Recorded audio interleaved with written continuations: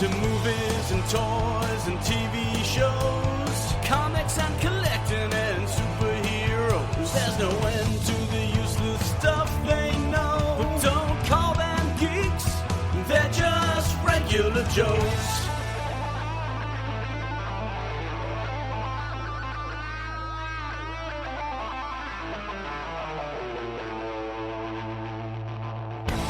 Welcome to the Regular Joe's podcast. I'm Dave Pisani. I'm Barry Kay. And I'm Todd Pleasant. Okay. I'm Dave Pisani. 2, 3, 4. I'm Barry Kay. Is it really that bad? A little lag. It is. It's a little lag here today. You can't trust technology, people. Well, that's all I know. It's because I'm sad. Exactly. Before we go anything, we all got some bad news today about... Barry, I'll let, since you definitely have the most connection to this person, I'll let you, give you the floor. Thank you. So, earlier in the day today, we all found out that Eddie Van Halen passed away. He lost his battle with cancer. Everybody that listens to this show for a while, and certainly Dave and Todd, you guys know how much music means to me. It's been my thing since... Before movies and TV and all that was my thing, music was my thing and continues to be to this day. So, there's not that many bands or artists that I'm that connected to, but, Rush and Van Halen have been my two favorite bands for as long as I can remember. This has been a rough year. We lost Neil Peart beginning of the year and now Eddie. I didn't know him. I met him once. I clearly obviously didn't know him, but this one hits hard, and it's just like with Neil. It wasn't something that you knew about. There was no indication really that he was sick. Mm-hmm. I mean, I think there's been a lot of speculation with Eddie that he was not well for a long time, but nothing official. And the Van Halen camp in general is always very secretive. Like, they would announce, "Hey, we're going on tour. Tickets go on sale tomorrow." Like, they never gave you this 6-month or 12-month lead up to what they were doing. It was always a last minute announcement. So. And then, his son tweeted out earlier today with the announcement, and it's just sad. It's been a shitty year to begin with. Adding all this stuff on top of it just makes it that much worse. So all I have to say is fuck you, 2020. I'm done. Had enough. You're dead to me, 2020. Fair enough. You are dead to me. Yeah. And, in the grand scheme of things, I get it. It's certainly not as important as some other things going on, but... Eddie Van Halen and his music and his guitar play. I mean, he's one of the reasons I picked up a guitar in the first place. And, that means so much. Van Halen in my top 3 bands for sure. He's sorry. No. It's he's been, an ever-present, person without me even knowing him. He's just been there my whole life growing up his music was clearly some of the soundtrack of my life, still to this day. So, it's rough. It's really rough. Yeah. And besides all that, and I agree with you, I'm in the same boat. I'm not as much a music guy as you are, but Van Halen's definitely in the top. He changed guitar playing and music through his the way he played 100%. And everything, for sure. I was telling my son earlier that... when he hit the scene in the late 70s, literally everything changed with rock music. Everything that came after that was people trying to do what Eddie Van Halen did. Mm-hmm. And they could never quite do it the way he did it. And even the ones that could play at that level, they only were doing it because he paved the way. Like, nobody thought to do the things he was doing. He definitely reinvented guitar playing. Yeah, no doubt. It's just an absolute genius, musical genius. Yeah. And for me, to lose arguably the best drummer that ever played rock and the best guitarist that ever played rock in the same year, that's rough. Yeah. And who do we need to die as a singer to have this awesome group in Valhalla? Because I don't know if there's a heaven, but... It's a good question. Todd's going to blow his nose. He's not that I want to see anybody go. Steven Tyler would be a good frontman for that band. Yeah. Well, it's shocking he's still alive, but it is. There's a bunch of people that you could put on that list of how is Eddie Van Halen gone, and these people are still around. But yeah, okay, but Eddie Van Halen's also, I mean, I guess, as they say, it's not the years, it's the mileage. Okay, he's been tough on the 100%. package. It's and Yeah. you know, and terrible thing, and a great artist. I mean, I have not seen him in concert since 1984, but I will never forget that concert. I just, you guys have seen him multiple times. I saw him once, and I will never forget that. You know, an absolutely I don't know if I ever amazing told you guys performer. this, but I had gone. The company I worked for 35 years ago, or 34 years ago, recorded a special for Showtime in the early days of Showtime, and it was a tribute to Les Paul. So Les Paul was there, and they brought in all these musicians to do a tribute to him. And the company that I worked for produced it, and I got to go to the taping. There was only about maybe 50 people in the audience, and it was like one of the greatest musical events I've ever attended. It was David Gilmour from Pink Floyd, Eddie Van Halen, Jan Hammer, Steve Miller, who apparently was Les Paul's godson that I didn't know, and all these great guitar players. And after it was over, we went to a private party at the Hard Rock Cafe where everybody from the crew and the musicians all went back. So I've got some pictures from that night of Eddie Van Halen hanging out and David Gilmour. And at one point I walked up to him and I said, "Hey, Eddie," and I took his picture. And I have this picture of him making this ridiculous face because I startled him. And I was too afraid to ask him for his autograph, so I didn't really talk to him. But that was just seeing him play. And actually, you can find that footage from that night on YouTube because I recently showed it to my kids. But that event was spectacular, and it was like to be there and have him playing in such a small, intimate group of people was just ridiculous. So cool. Yeah. I'm happy. I think I've seen them in every decade they played. I dug out, as you know, I keep everything. This is the second concert I ever went to. I have the ticket stub. August 14th, 1979. I was 14. Wow. Was that Van Halen 2, right? Van Halen 2 tour? Yeah, right after Van Halen 2. Yeah, Yep. That was the second year they were touring. Convention Hall in Asbury Park, $9.50. What a bargain. There's But I definitely have video seen them that in the recently 70s, 80s, surfaced. 90s. Yeah, there's video that recently 07, surfaced on 12. YouTube from when they, on their very first tour, opening for Black Sabbath. Somebody brought in a film camera and filmed it, and from the show in California, and it's mind-boggling. They had, they were brand new, and by all accounts, from everybody that went to those shows, said like Black Sabbath hated having to come on after them because they were so good. Like they were blowing people away before the main band ever got on the stage. Yeah. So rest in peace, Eddie Van Halen. Rest in peace, Eddie, for sure. Yep. Okay.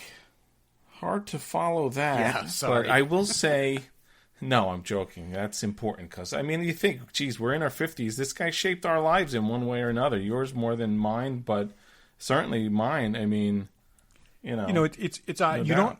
We don't really have relationships with these people, but these people provide the touchstones through our lives. These people provide the little points through our lives that are memorable. That we, they're the soundtrack of our lives in some ways. It's just these are the things that we remember associated with these songs and these movies and all these things.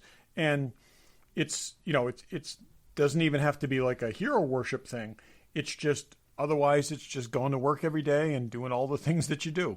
And we none of us are into sports the way other people are, or some other people right. are. Yep. And I understand when people have an affinity for a specific athlete, and usually if you're lucky, you get to see that person play sports for 5 years, 10 years.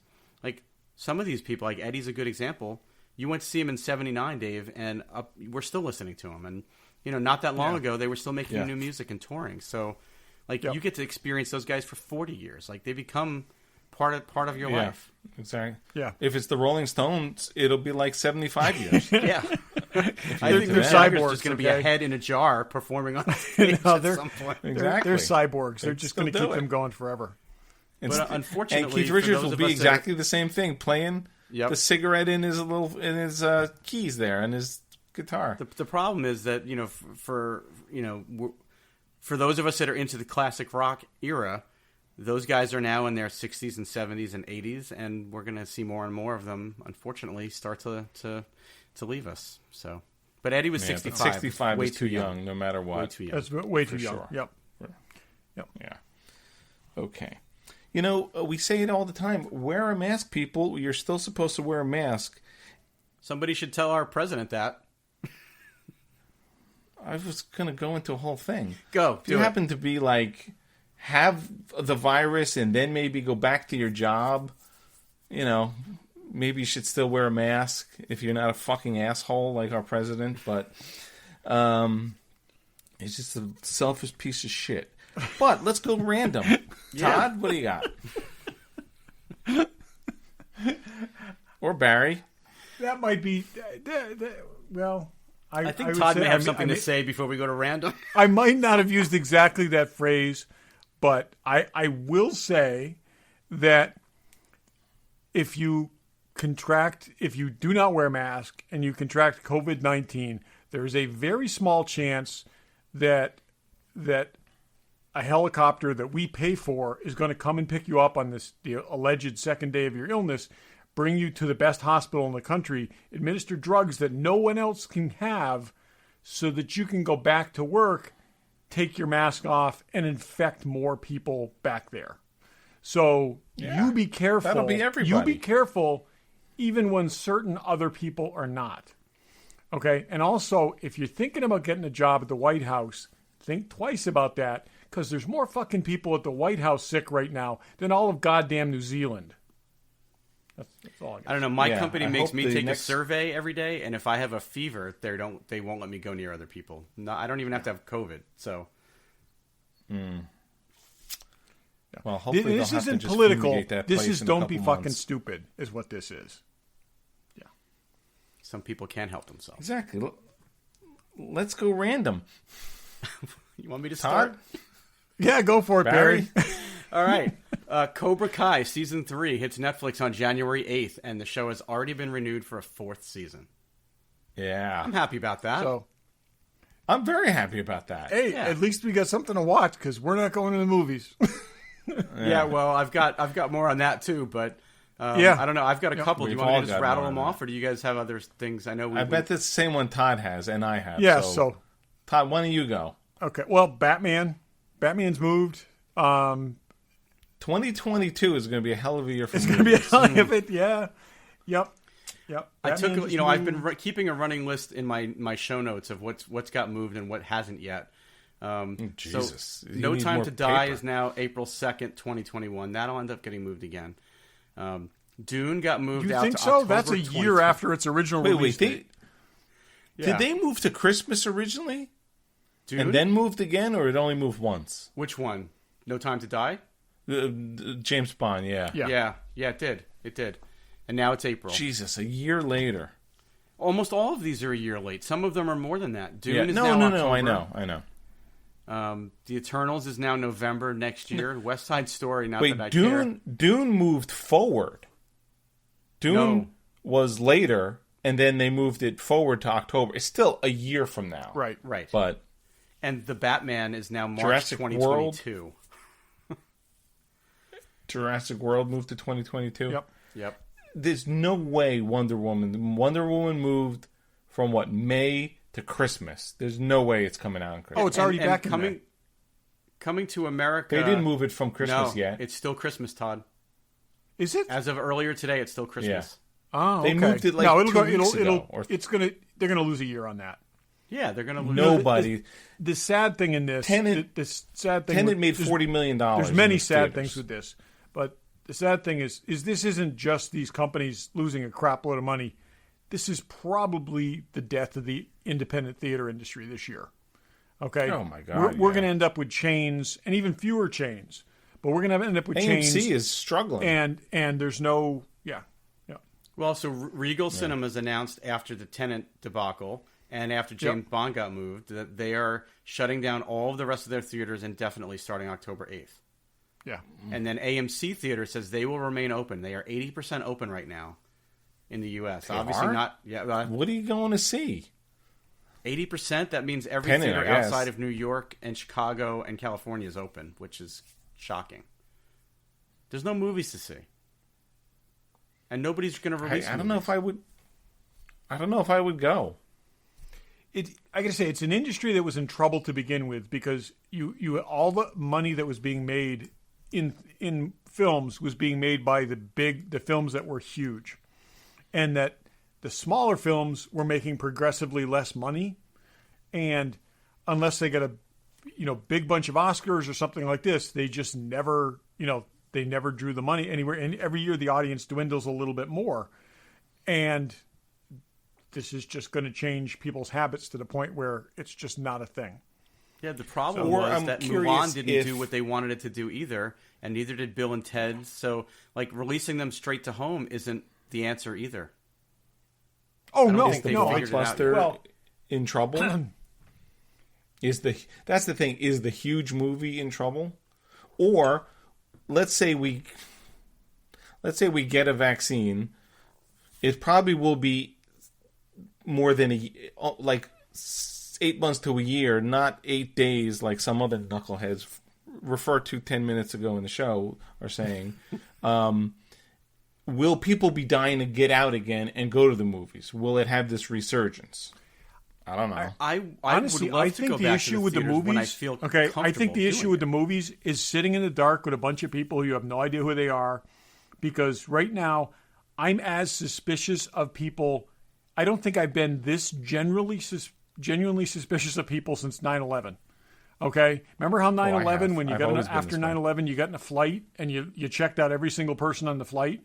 Okay, I am hyper conscious of every single person who's standing near me in line, everywhere, because just think about how often when you went to the movies you listened to people coughing and sneezing while the movie was going on. Now thought nothing of it, and we're it's annoyed annoying. You because never somebody think twice had a about cough. it, though.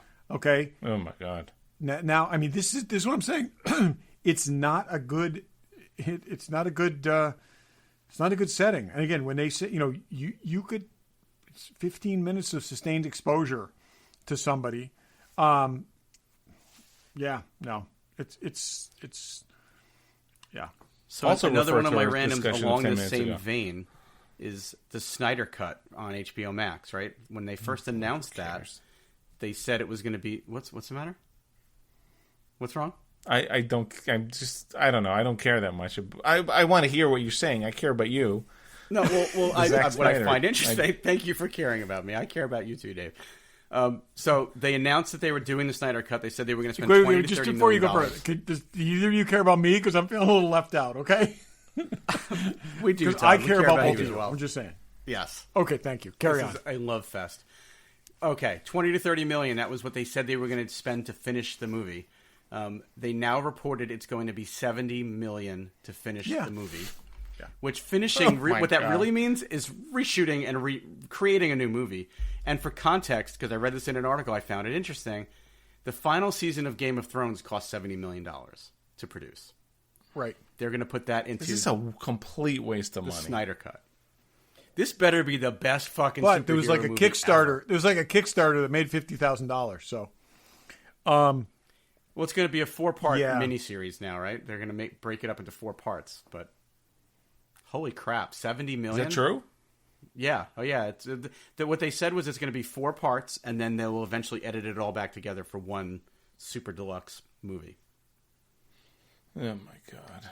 HBO's got to get an awful lot of. I'll new watch it because we subscribers. have nothing else to watch. I'm looking forward to it. I hope it's better than the previous versions. okay, how can it not be better than the previous version? But also, I just don't. I mean, I don't know. It's like I've never gotten huge enthusiasm for this. I should. I was very disappointed with the first one, but you're numb to the point where you don't really care it's about just, it. and this I'm saying. It's not just like I am so It's just tired so of after hearing the about this fact. thing. Yeah. Yeah, it's just the bar is set so low for DC. Like, do you care? yeah. Yeah. Any other You know, randoms? I would like it to have Todd, I been know better. you had the movies. But Yeah. I think No random? I think we've made the point with movies. It's just like I said. I think it's sad. It's unfortunate. It's I think like I said, the people I'm most concerned about are the independent theater owners. It's going to be a tough time for them. It is a tough time for them, and obviously also restaurateurs and whatever. But it's a whole lot easier to open a restaurant in a limited capacity. You can't deliver a film, and it's proven a whole lot easier to open a restaurant in a limited capacity than a movie theater, and get people to buy into it. So, yeah. Okay. Any other random? Just quickly, The Boys is getting a spin-off series. I don't know. Did we talk about that already? Oh, I heard him. No. So it's all I know is it's a spin-off series and it's set in superhero college. Oh, I did read that. Yeah, yeah. that It's based on the G-Men, which is basically a parody of the X-Men. So, but very bad. So it was an interesting aspect of the. I'm loving The Boys, so I'll take more of that. Yeah, it's yeah. More on that later. Yeah. Or tomorrow, or next week. Next week. So we went through a lot of sad things. You know what's happy? Fanboy Collectibles. Fanboy Collectibles Very always happy. cheers me up. Always cheers you up. He's going to their website, getting packages from them, buying stuff. Whenever I see week. that box arrive, it just makes my day. Exactly. There's a couple of Clone Wars hot toys. There's a Coruscant Guard, a Darth Maul from Clone Wars. Tons of diamond statues, Mysterio, Catwoman, bunch of other stuff. Oh, I think I I like pre-ordered that. that 1/1 Catwoman. scale Masters of the Universe Skeletor staff. How do you not need that?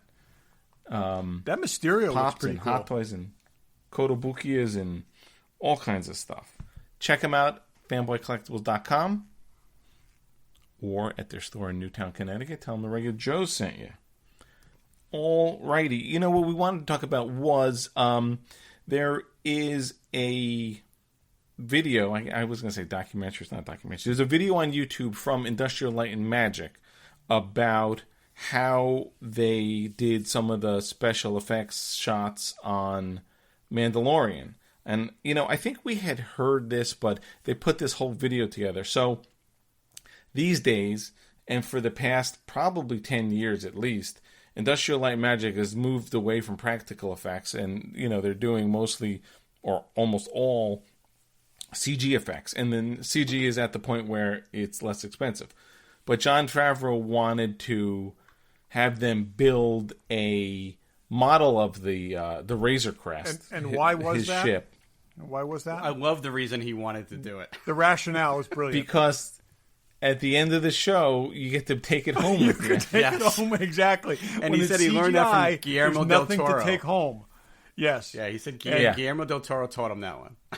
Yep. So I think that's brilliant. But I also think that from some they wanted to be able to do lighting and see how it reacted in lighting, especially knowing it was going to have Exactly, the metallic because finish. Yeah, unlike a lot of ships, this ship is in space and it also lands in environments, Right. And it's super shiny, so they just weren't getting the realistic thing. So anyway, check this video out. It's on ILM's channel. It's awesome because if you love movies the way we do, and this is the stuff we grew up with, they literally build the ship, and John Knoll, who is probably the smartest man in the world, I think, Very possibly. totally built a motion control system like from scratch in his garage. In his garage, in He his also- spare time. Right. While he's not making zillions off of Photoshop, because him and his brother invented Photoshop. That was what I loved so much about the story, and we had heard bits and pieces of this, even all the way back to Celebration in Chicago last year. But you know, Favreau said he wanted to do it. They hired this guy, I think John Goodson was his name, to Yeah. build the model, Yes. and they got John Knoll who said, "Yeah, I can build the camera rig," and he built like essentially a modern version of what they used back in the 70s and 80s, and then they just did it, and they did it in a conference room Yeah. at ILM. Like Yeah. there It's was incredible. no fancy sound stage. It was it's just the way No, they did did it. do it on the stage. He tested it They on do, in the but conference it's room. so we saw this. We saw this early footage at Celebration, and they hyped it up when they were talking about it and stuff like that. But what's really cool with watching this is seeing the flip side of that. Seeing these guys when they find out that talking about when they find out that they need to have it 5 weeks earlier than expected, and not only are they building this thing, which they're really excited about building, but now all of a sudden they want finished product in order to show us, the three of us, really, just nobody else, but the three of us, and the other Celebration. 100,000 people over there. But which I got to say, it was, when we saw it at Celebration, it was pretty awesome seeing it and seeing the guys on stage talking about it. But this is, like I said, an amazing undertaking, but it is also one of the most tangible links to the core parts of what we love in Star Wars. I mean, when you go back to an actual physical model that exists and you know what they're going through to make this work, it demodernizes it in some ways. It's taking it back to the roots of what this was. And you feel that when you watch the show. You do, and even more so when you, like I said, when you see the effort they're putting into it. This is the model's 3D printed in multiple sections, and then meticulously assembled, and then they put the plating on it. It's just absolutely beautiful. I also what they did, which was even really awesome, was they 3D printed it, and then they glued it together, and then they made a mold of it because the 3D printing, they said, was so fragile. Yeah. And then they took the mold of it and a casting of it, and then they used that as the base, because they had to put metal armatures into it to be able to mount it from different positions and lighting and all that, and all the lighting. Yeah. But the finished product is so beautiful, and the fact that they said that you can't distinguish it on screen from the CG, which might have been an insult 10 years ago, but now that's really a compliment to say that they blend so seamlessly that you really can't tell the difference between when you're seeing CG and when you're seeing the actual model. But they're also using this thing to inform the CG, like the shadows and stuff like that. That's the thing that they're moving backwards. They're basing it on that so that they can match it up perfectly. What the CG should really look like in real environments, and I bet we're going to see more of that. So this is movies like this. Essentially, this was conceived as a lighting model, but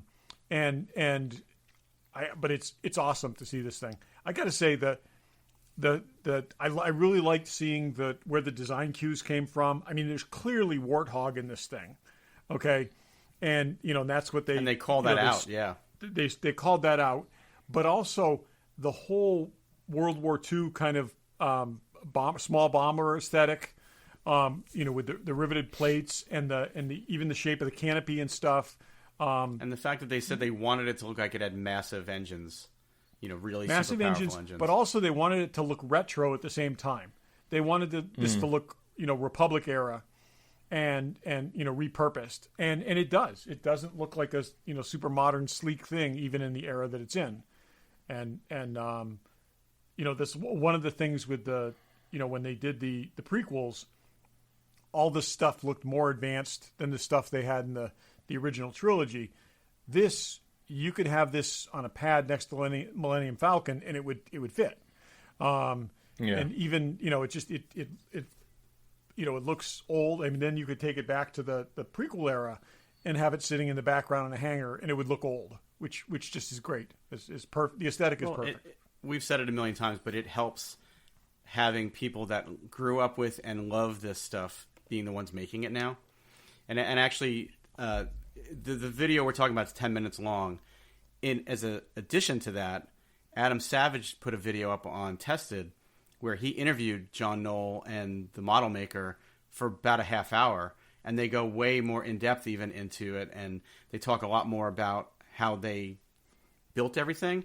And what I loved in that video was John Knoll picking up, this is a hand-wired, motion control rig I built, and then he holds up the finished board, and it's like, oh yeah, then we had it, much more, professionally made, and it's just the fact when he holds up those prototypes that he made, it's mind-blowing. He's holding that up like it's this primitive thing, and it's unbelievable what he builds in his garage. Yeah.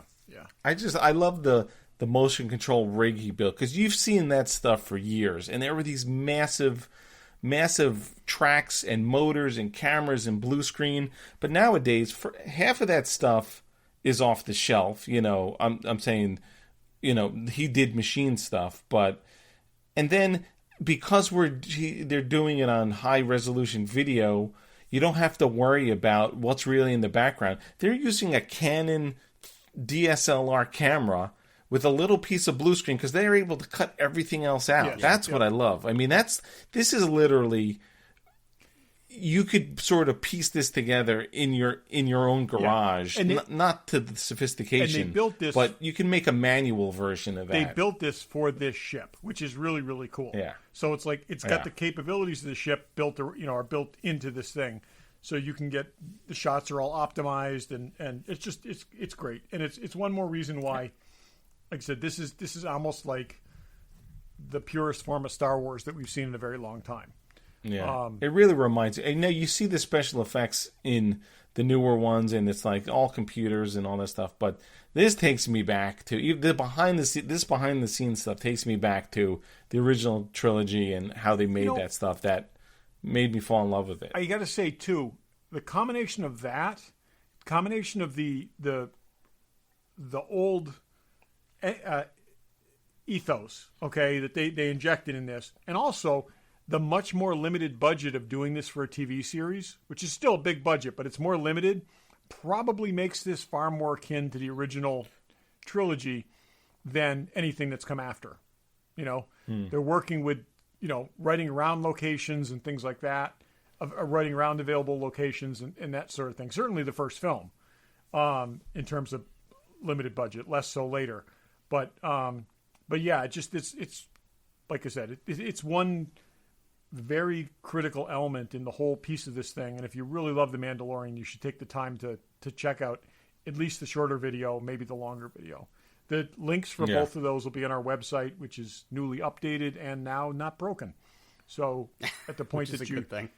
At the point that you listen to this, the links will already be up. So you can just go right there, regularjoes.com. You can click on the links and watch it. You don't have to do any searches. And if you're a fan of the Razor Crest ship, when last time we had Daryl on, we were talking about the Hasbro crowdfunding stuff, and we were speculating what their next thing might be. And I think we might have said, oh, maybe it's going to be the Razor Crest. Well, it is. And it's up there now. They've already got 9,821 backers with 34 days to go. Their goal was 6,000. How many did they need to do it? 500? So we would say, I would qualify this by saying that if you're a fan of the Razor Crest ship and you've got a good amount of space. Yeah, it's big. And it's expensive. Is probably the size of the filming model. Yeah. It sounds like it is, yeah. Because it's scaled, it's perfectly scaled to, 3 3/4 inch figures with all the compartments and everything. And it's $350, so it's not inexpensive, but compared to some of the other ships that are out there, like they just reissued the big Millennium Falcon and it was $400. That has lights and sounds. This doesn't, but it comes with a Mando figure. If they get up to 10,000 people, it's going to come with the child, and I'm sure they'll get there. They got 34 days left. And they haven't even posted photos of it like with the chromed finish yet. All they have right now is like a 3D rendering in silvery gray. So I can't wait to see the finished product. I'm not buying one personally. I think it's a cool idea though, and if you're a fan of that ship, or if you're a fan of the show, or if you collect this stuff, that's a great vehicle. Yeah, there's also a Lego version of it. Yeah. Yes, I'd like a nice 8 to 9 inch model of it. That's the size we always want for everything. Yeah, that's what I'm saying, because it's not going to take up to get a Star Wars license. It doesn't have to be the centerpiece of the room. But yeah, that would be a nice size. I would be happy if Bandai makes a model kit. Everything should be made the size of the Firefly. That Firefly. If Bandai makes a model kit, I will buy 3 of them and build one for each of us. Ooh. Ooh. Okay. How about that? You're sticking to that. I like the sound of that. Yeah. Awesome. Well, check that out. Check those links out. It's a lot of fun. It just takes me back to my teens when I see that stuff. Same here. Yeah. Let's go. What's in the box? Show you with the box. Who's in the box? What's in the box? What's in the box? Regular Joe's What's in the Box. Todd. Okay. What's in the box? So I think I showed you guys this a couple weeks ago, but this is an action figure that's not a Hot Toys figure. And what? How is that such a thing? This is a DC Multiverse Wonder Woman figure, because I'm gonna have to wait a long time to get my Hot Toys one. They did a really nice job with this. The paint ops on this are good. The face is yeah. Anyways, I'll take good pictures, but it's what's that, like Marvel Legends size? It's a little bigger than that. I got to say, if you compare it to a Marvel Legends, it's a little taller. She's probably about 8 inches tall, and but they're really, really nice. They're well done. It's a newer line, and it's a kind of a little more nice looking packaging. It comes with a collector card because that's always exciting. Those are still a thing too. Yeah, but it came with a nice like stand so she can be flying. It's elevated, and a base with a kind of like a rod and a clamp going up like you would have for a Hot Toys figure. And I just got it. I got it at Walmart.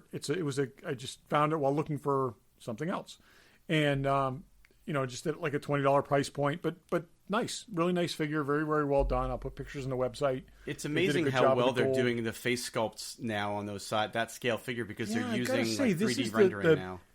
I was very impressed with, like I said, the blush and how they did on the cheek and how they did the eyes, and it's much better than a standard, or a lot of the scale action figures.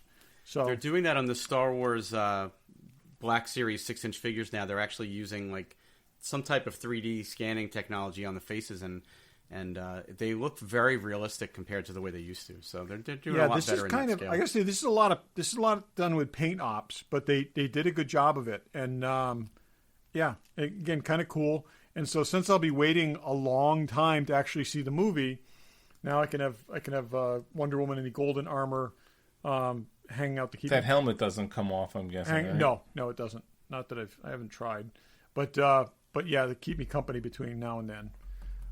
Dave, what's in the box? Oh, so all these convention people are having virtual conventions and things, and Wizard World's doing that. So they are having a virtual signing, and I've got the Bionic Woman, Lindsay Wagner autograph. Nice. I had told you guys about that. So they had Wizard World did a virtual panel with Lee Majors and Lindsay Wagner.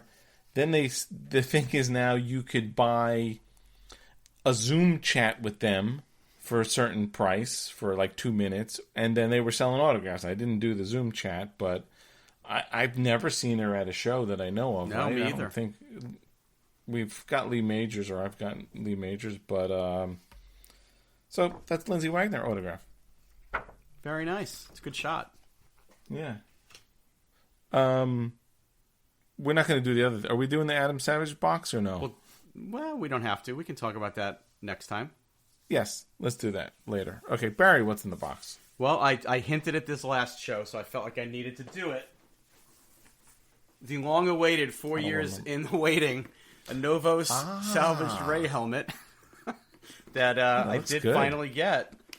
It's got the weathering on it and the detailing on it, I got to be honest, is really good. I mean, the light here is washing it out, but it looks like you just pulled it out of the sand after it's been in the desert for 30 years. The visor is all scuffed up and scraped up. It is. Oh, that's great. It is scuffed up. That's great. Yeah. Completely scuffed up. Like, all of this detailing that looks like metal, it's all just painted. But it's done really well, and there's a ton of weathering on here. I can't fault them for that. I'm shocked at how light it is. It weighs practically nothing. Maybe because it has the other foam pads you can put inside the helmet. I haven't put them in yet, so maybe that'll add a little bit of weight to it. I mean, even these wires are weathered. There's like dirt and marks on the wires, the microphone wires. But there's been a long running joke between the three of us and even Troy at Fanboy. I ordered this 4 years ago. We never thought it would come in. I had completely written it off, and Troy kept saying, "No, eventually you'll get it." What's amazing is, and I told Troy this because I'm not sure he was aware of it. I guess Novos was having production issues. They shifted their production to the U.S. from overseas, and I guess they had to fulfill whatever orders they had outstanding. But so they fulfilled their orders to retailers like Fanboy, but for their own website, they jacked the price up over double. They sold the last batch of these at over $600, and these were like $350 when I pre-ordered it 4 years ago. So I paid what I pre-ordered it for, but when they sold the last batch on their website, they sold them for $600 a piece. So okay, so and they question, sold out Barry, of them. are you keeping this, or did you just out what you paid for it? I don't know yet. So here's the thing. So here's the Hasbro one as a comparison. Equally well weathered, and $100, and it's got lights and sounds and a chin strap, and so I don't know. I really wanted it when they first announced it, and the Hasbro one was nowhere in sight. The Master Replicas ones, or EFX ones, the one Dave has, had long been sold out and not possible to get them. So when I saw this one, I was like, it's not Luke's helmet, but it's really cool. It's from a movie I love. I'm a little less excited by it now than I would have been if it had come in shortly after, within a year of pre-ordering it. But it's really cool. So I'm undecided. But if I do think sell it's it, cool. I would won't keep it. Sell it for $600. I'll sell it for what I paid for it, just to get my money back. But really cool. Very well done. Let's put it that way. For what it is extremely well done. 4 years later. Okie dokie. So we're going to go, speaking of just buying stuff all the time, we're going to go to a Hot Toys Minute. Regular Joe's Hot Toys Minute. And I haven't gotten anything. I don't know. I still have stuff on my list, but Todd and Barry have gotten stuff. We didn't all order the same things. So, however you guys want to go. Todd, you want to go one by one? You do one and I'll do one? Sure. I'll go one. Now, do you have an older one, right? Well, we're going to do two each, right?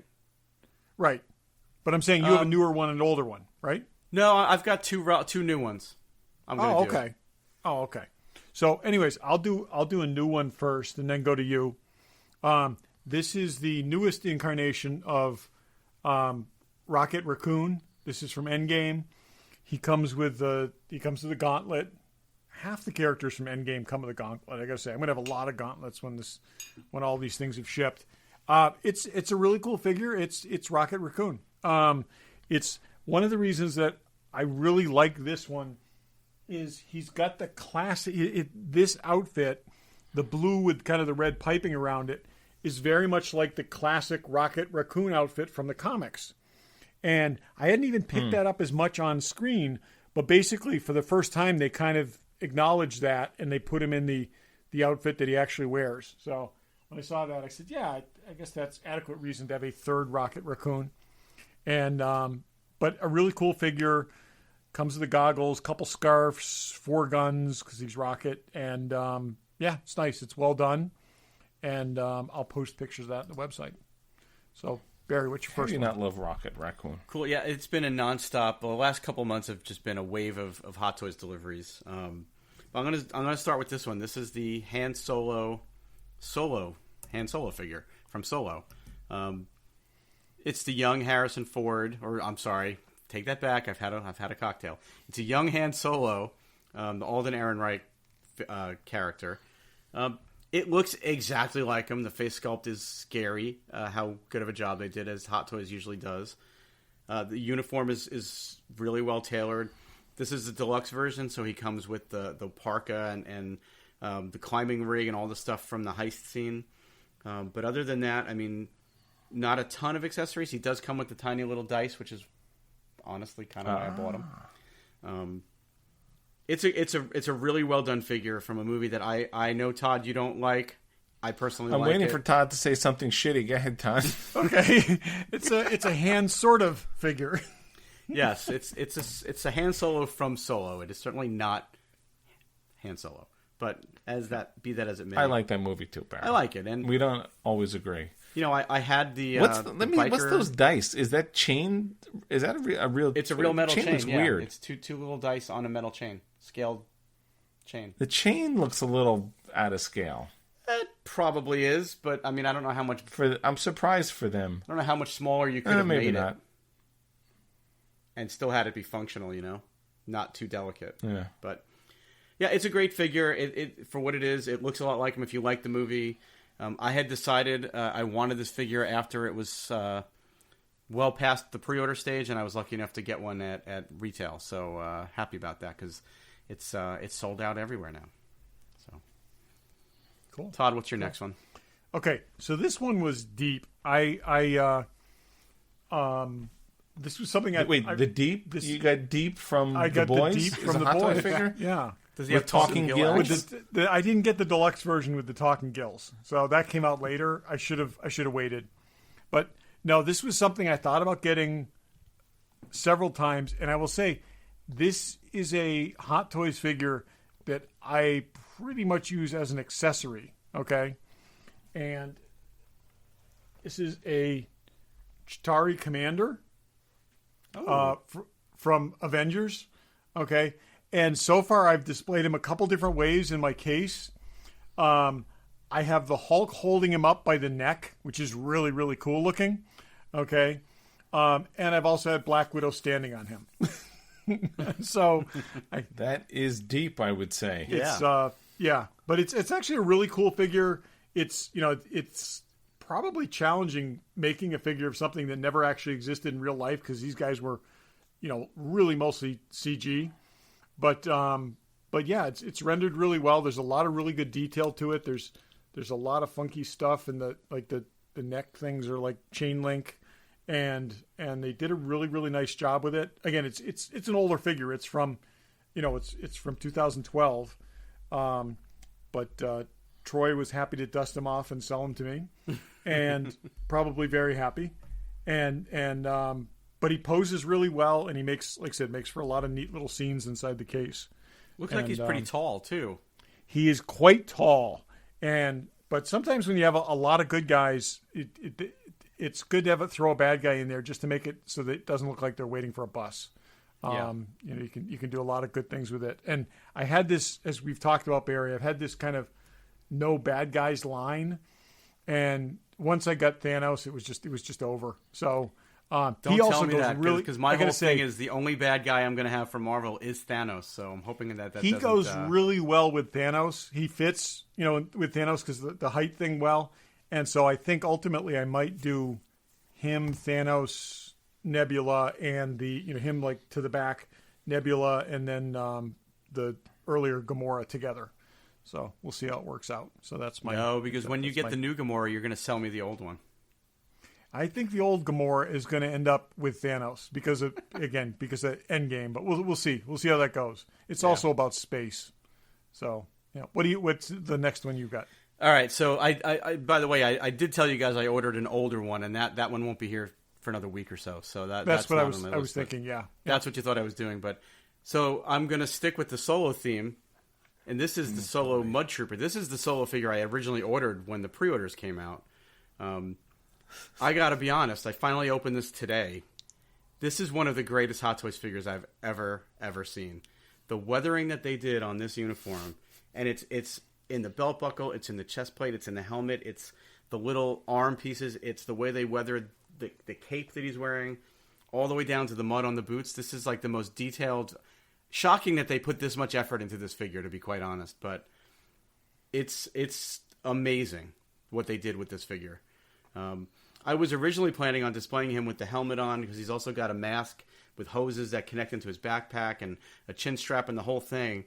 And I decided I kind of like him better sort of just holding the helmet under one arm. That's a good pose. Yeah, that's a good pose. So they were really smart, too, with the way they did this. That his hair actually comes off, and they've got a separate hairpiece that magnets into the top of the helmet to put on. That's how the Indiana Jones figure is with the hat. Yeah, so that...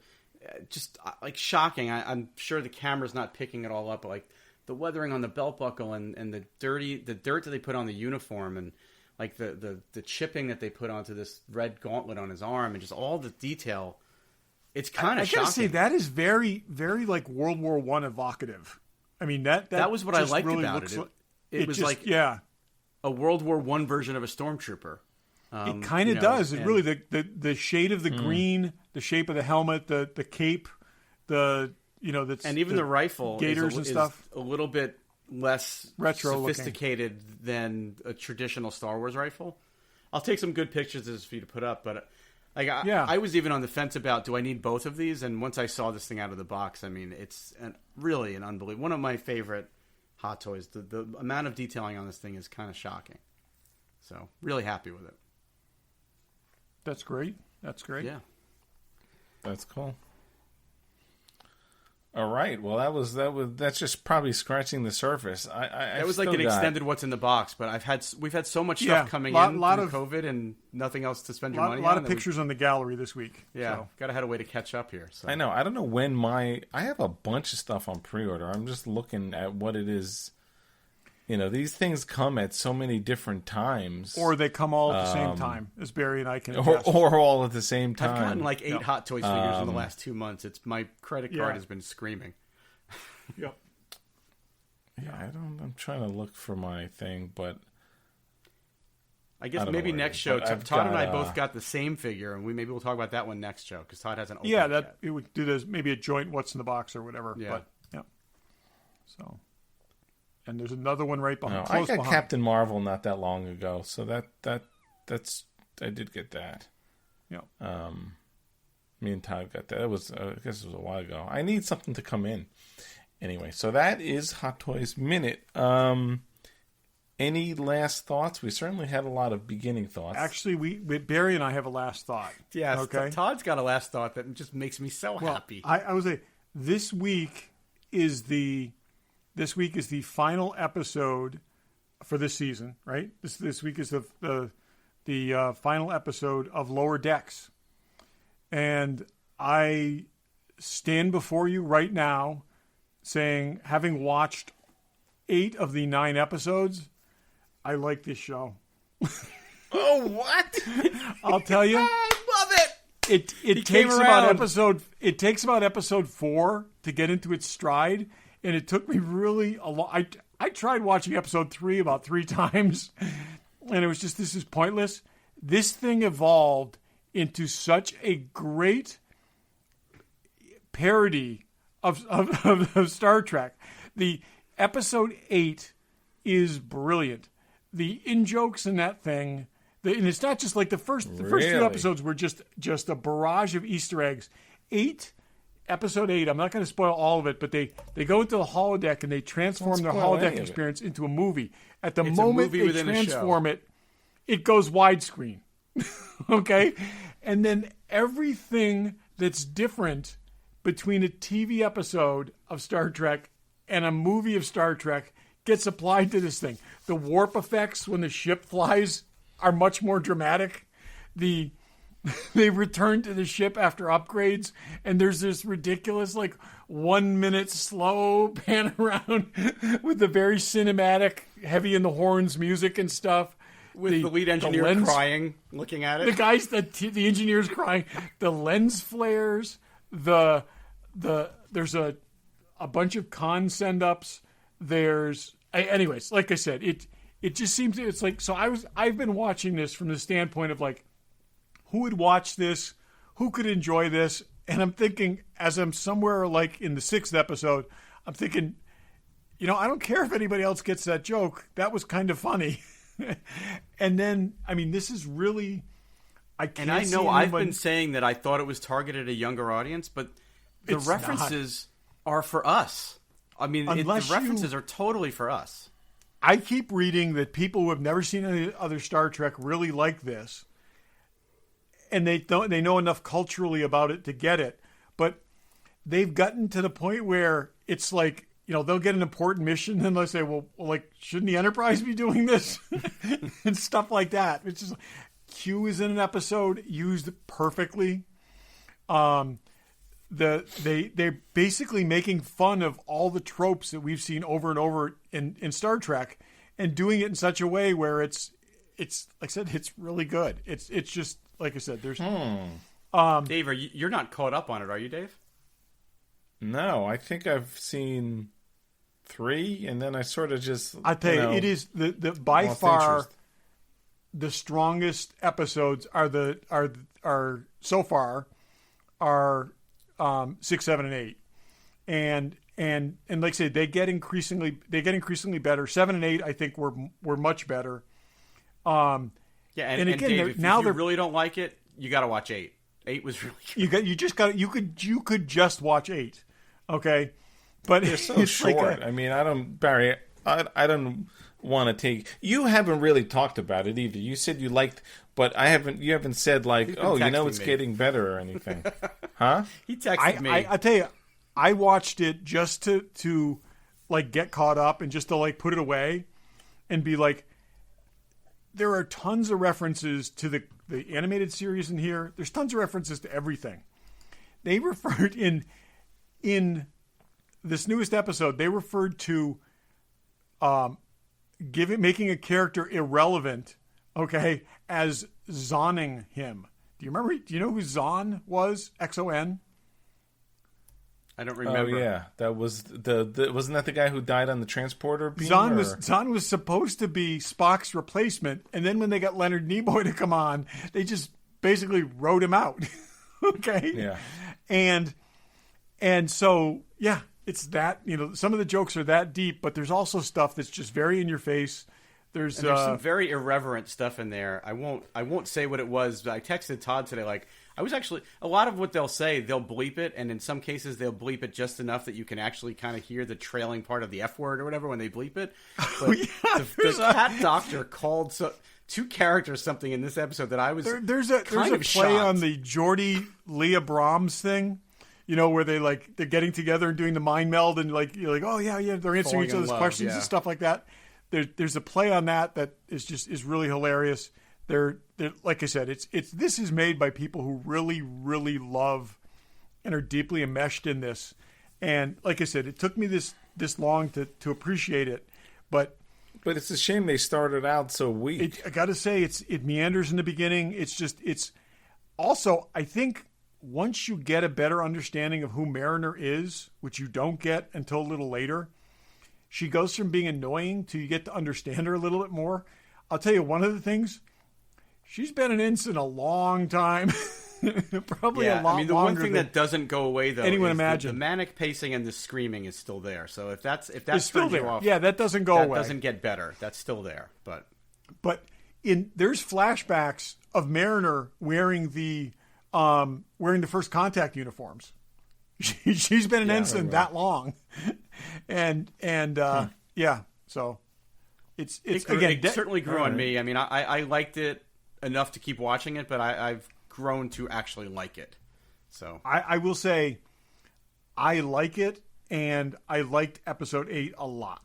I feel like anyone that can make fun of their own stuff that much can see as much humor in again just the ridiculous lens flares and and again, like I said, they owned me at that minute-long shuttlecraft ride around the ship, which really didn't look that much different than it looked before. Oh, no, it went on way too long. But it was all sparkly, and they showed, light was reflecting off it and stuff, and it was just, like I said, the little cinematic touches that they injected into it. And every time they cut back to the crew, the engineer was crying more.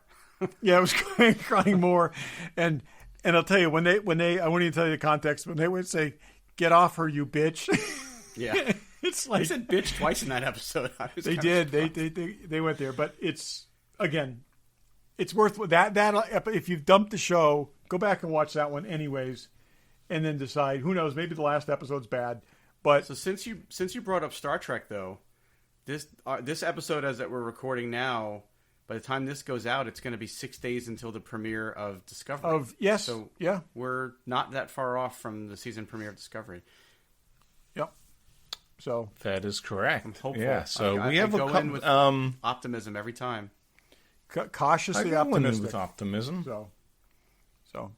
Anyways, I would give it, if you're gonna put a number on the 8 episodes you've seen so far, what would you number it? It's between a 7 and an 8. I gotta say, I would give an 8 to the episodes above 4.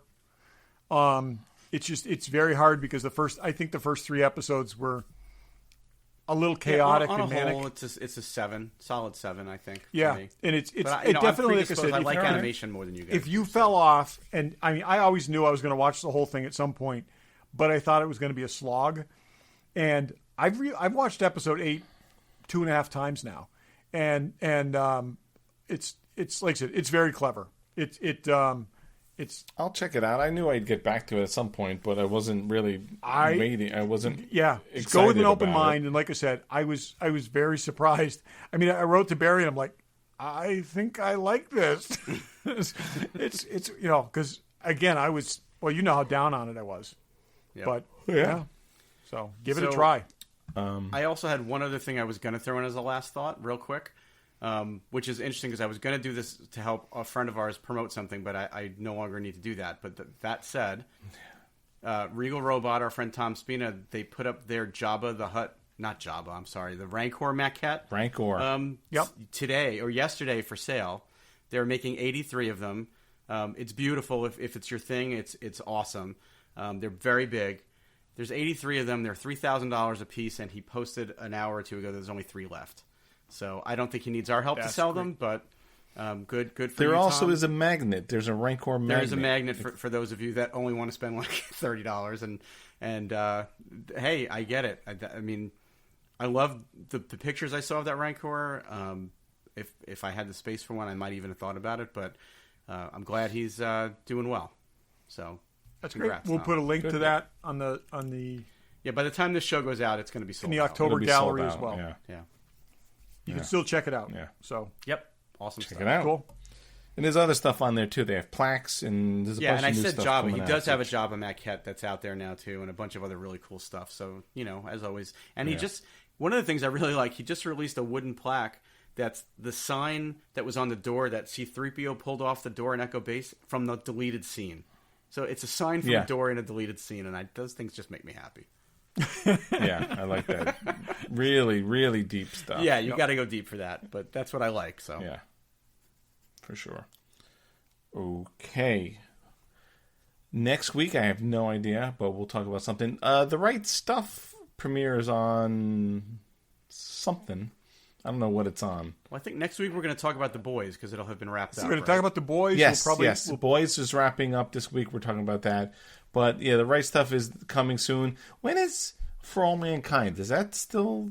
That's Is that October? Yeah. I don't know. That's October. So that's coming in October. Star Trek's coming in October. Mando's coming in I think October. there's one other thing. What did you say? Mandalorian. Mando. Yeah. Oh, duh.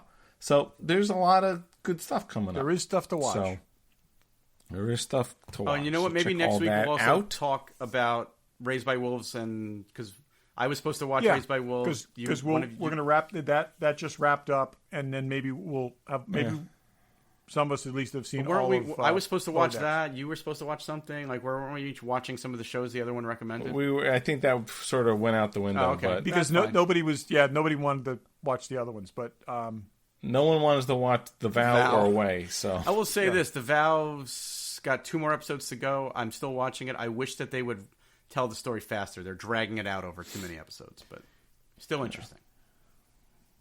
Anyway, Away's still a bit of a soap opera. yeah, But anyway, so watch something. yeah, Wear a mask and vote. yeah. Don't forget to vote the right way. do all those things. And thanks for listening. Thanks for listening. Thanks for listening.